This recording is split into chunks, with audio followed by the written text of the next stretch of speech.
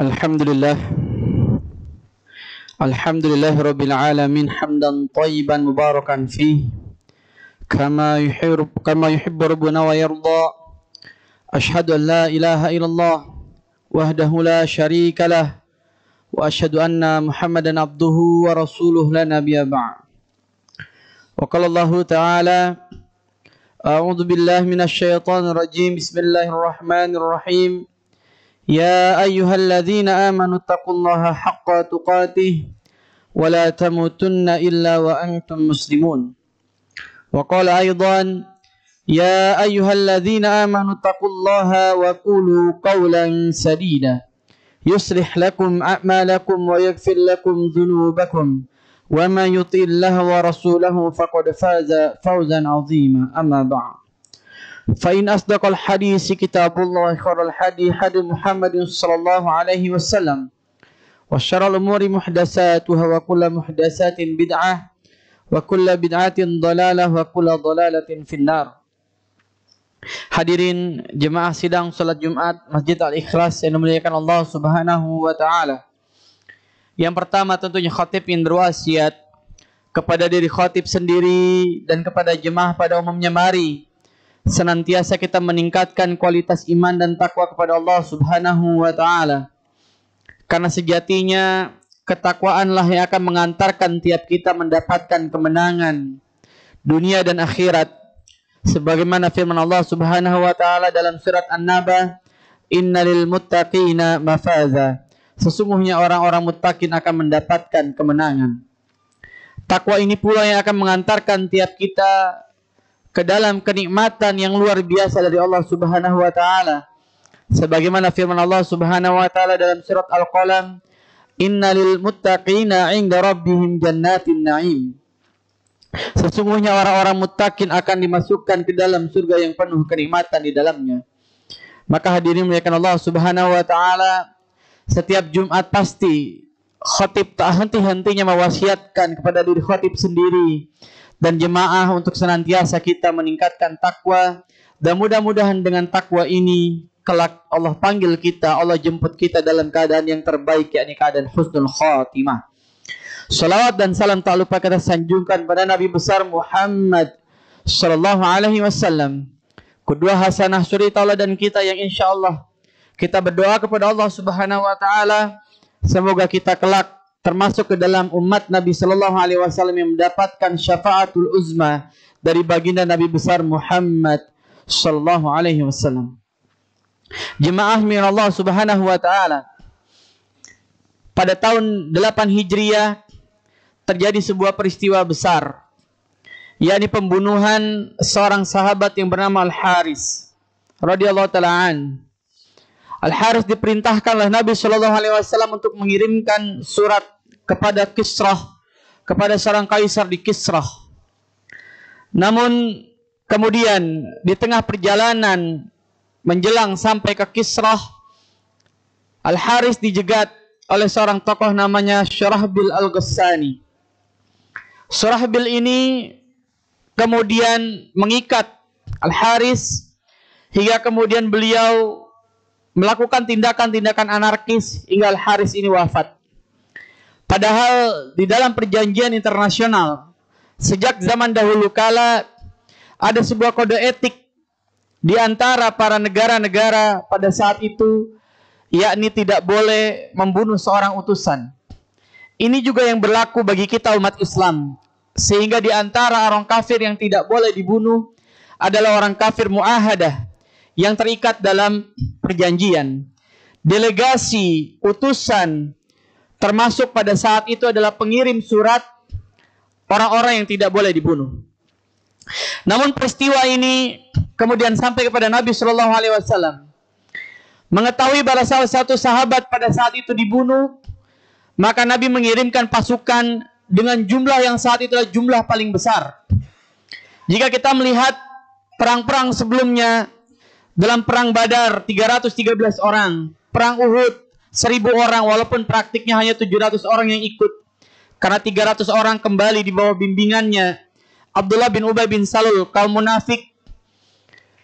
Namun belum pernah terjadi peristiwa dikirimkan 3000 orang. Maka ini adalah pasukan yang sangat besar pada saat itu, 3000 orang. Bahkan untuk pertama kalinya Nabi Shallallahu Alaihi Wasallam mewasiatkan pada para sahabat yang saat itu ikut berperang, karena Nabi tidak ikut dalam perang ini, perang Mu'tah. Maka kemudian Nabi bilang, yang menjadi pemimpin pertama adalah Zaid bin Harithah. Apabila Zaid tidak dapat menjalankan kepemimpinannya, maka kemudian kepemimpinan jatuh ke tangan Ja'far bin Abu Thalib. Lalu kemudian apabila Ja'far tidak bisa juga, kepemimpinan jatuh kepada Abdullah bin Rawahah. Berangkatlah pasukan ini. Mengapa Nabi mempersiapkan pasukan yang luar biasa, 3000 orang? Karena Nabi tahu bahwa Syurahbil Al-Ghassani adalah salah satu anak buah dari Herakl atau Heraklius, pemimpin pasukan perang Romawi. Yang kita tahu Romawi pada saat itu usianya sudah ratusan tahun. Pasukannya mungkin sudah jutaan orang. Maka kemudian Nabi mengirimkan pasukan itu. Ada catatan-catatan kritis dari para ulama mengenai peristiwa sebelum keberangkatan ini. Yang pertama adalah rasa keberatan dari Ja'far bin Abu Thalib. Kita ketahui bahwa Ja'far bin Abu Thalib adalah salah satu ahlul bait. Ja'far bin Abu Thalib adalah sepupu Nabi Shallallahu Alaihi Wasallam yang pernah memimpin orang-orang hijrah ke Habasyah. Ja'far bin Abu Thalib juga orang yang pernah dipuji Nabi. Fisiknya dan akhlaknya adalah yang paling mirip dengan Nabi Shallallahu Alaihi Wasallam. Ja'far kemudian mendatangi Nabi Shallallahu Alaihi Wasallam dan berkata pada Rasulullah, ya Rasulullah, mengapa engkau mengirimkan Zaid bin Harithah? Karena kita ketahui di dalam sirah Nabawiyah Zaid bin Harithah merupakan salah satu mantan budak yang kemudian dimerdekakan oleh Nabi Shallallahu Alaihi Wasallam. Namun ternyata tidak banyak orang yang ketahui bahwa Zaid bin Harithah adalah orang yang sebelumnya 5 kali memimpin Sariyah dan seluruhnya adalah wilayah utara. Maka pertimbangan Nabi memimpin atau memberikan kepemimpinan kepada Zaid bin Harithah adalah karena pengalaman Zaid bin Harithah pergi ke wilayah utara. Hadirin jemaah yang dimuliakan Allah Subhanahu wa taala. Kemudian yang kedua, banyak mungkin orang-orang bertanya mengapa bukan Khalid bin Walid? Karena pada saat itu Khalid bin Walid baru saja 3 bulan masuk Islam. Tidak mungkin Nabi Shallallahu Alaihi Wasallam mengirim Khalid bin Walid menjadi pemimpin pasukan pada saat itu. Berangkatlah pasukan 3000 orang itu dan sampai kepada sebuah tempat yang bernama Mu'tah. Sampai di sana hadirin dimuliakan Allah Subhanahu wa taala, apa yang terjadi? Inilah untuk pertama kalinya umat Islam yang pada saat itu usia peradaban Madinah baru berusia 8 tahun berhadap-hadapan langsung dengan orang-orang Romawi. Saat itu Romawi mengutus 100.000 pasukan. Hadirin yang dimuliakan Allah Subhanahu wa taala, bisa kita bayangkan 3.000 pasukan yang saat itu usianya baru 8 tahun kita memimpin Madinah berhadap-hadapan dengan Romawi yang sudah ratusan tahun berkuasa dan mengirim pasukan 100.000 orang. Hadirin yang dimuliakan Allah Subhanahu wa taala. Kita lihat ternyata di dalam perang ini memang pada awalnya kita kalah. Karena ternyata sebagaimana yang diprediksi Nabi Shallallahu Alaihi Wasallam, Zaid bin Harithah wafat. Kemudian dipimpin oleh Ja'far bin Abu Thalib, juga beliau wafat. Lalu kemudian kepemimpinan dipimpin oleh Abdullah bin Rawaha, dan Abdullah bin Rawaha juga syahid. Allah berfirman, "Wala taqulu liman yuqtalu fi sabilillahi amwat bal ahya'u walakin la tash'urun."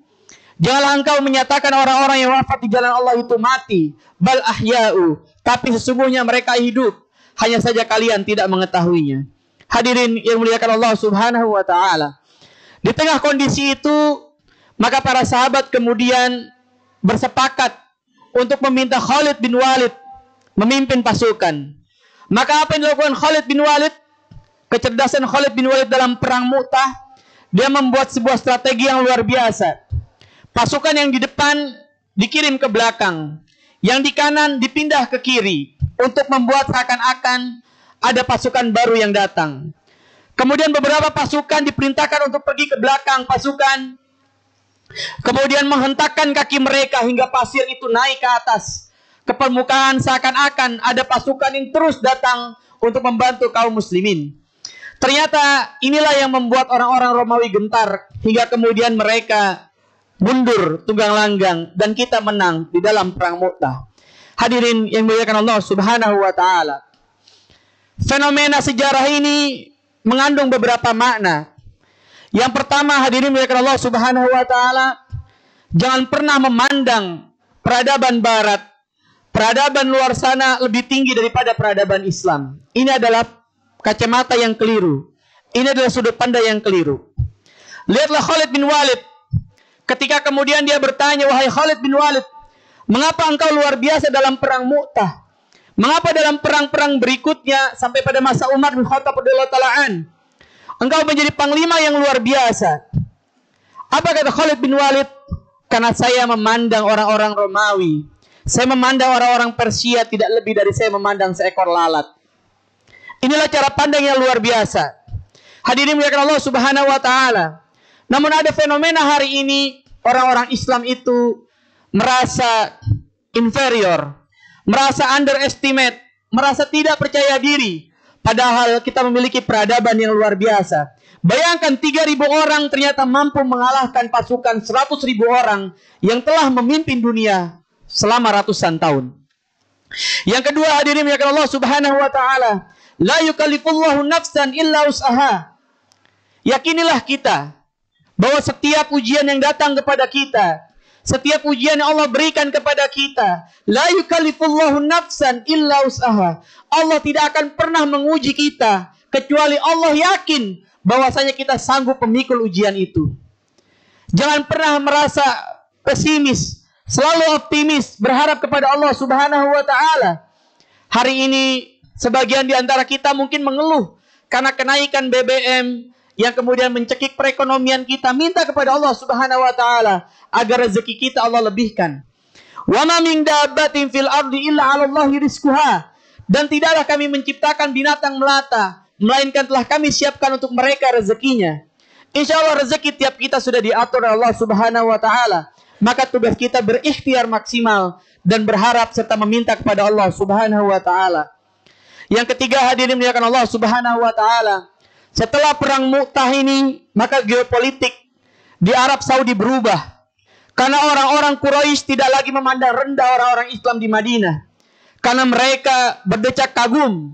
Sebab kita, pasukan yang baru 8 tahun berkuasa, sudah berani melawan Romawi. Bahkan berani dan bisa mengalahkan mereka dalam perang Mu'tah. Hadirin yang muliakan Allah Subhanahu wa ta'ala. Ada sebuah penelitian yang dilakukan oleh orang-orang Barat tentang bagaimana orang Barat itu membuat film, membuat hiburan, membuat berbagai buku. Ternyata mereka menyisipkan salah satu di antaranya adalah sifat superior mereka. Apa tujuannya? Agar membuat orang-orang di luar mereka, termasuk kita orang-orang Islam, memandang mereka besar dan kemudian memunculkan rasa rendah diri pada diri kita. Maka hadirin muliakan Allah Subhanahu wa taala, untuk menghilangkan itu, mari kita kembali kepada Al-Quran dan Sunnah. Untuk menghilangkan itu, mari kita kembali kepada Islam. Insya Allah dengan Islam, kita akan menjadi luar biasa. Dengan Islam Allah tinggikan derajat kita. Dengan Islam mudah-mudahan Allah kelak pertemukan kita dengan Nabi sallallahu alaihi wasallam. Wala tamutunna illa wa antum muslimun. Dan jangan kita mati kecuali dalam keadaan sebagai seorang muslim. Barakallahu li wa lakum fil Qur'anil azim wa nafa'ani minal ayatihi wa zikril hakim wa taqabbalallahu minna wa minkum tilawatahu innahu huwas samiul alim.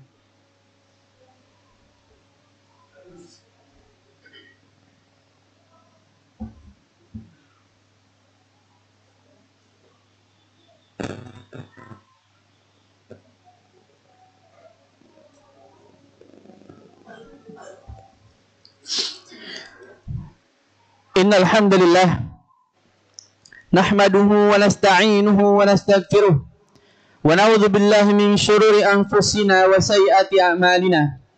May yahdihillahu fala mudilla lahu wa may yudlil fala hadiya lahu. Ashhadu an la ilaha illallah wahdahu la syarika lahu wa ashhadu anna Muhammadan abduhu wa rasuluhu la nabiyya ba'da.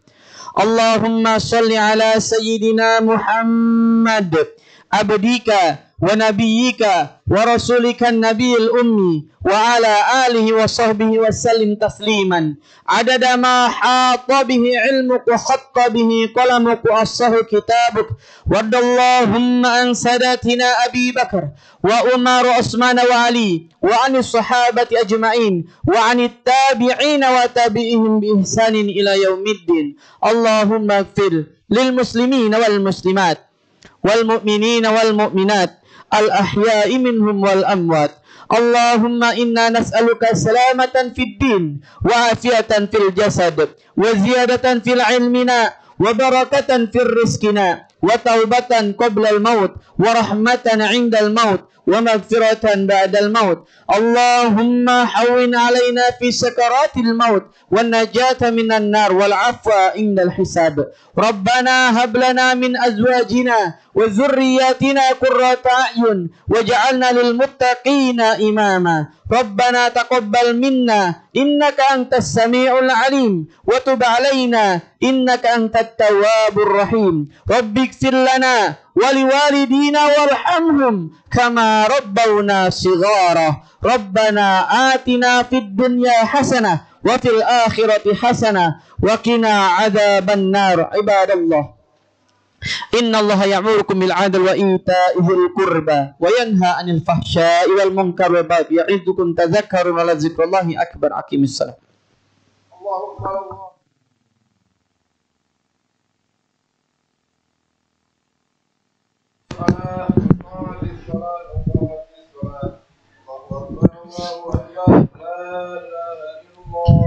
لا إله. استووا.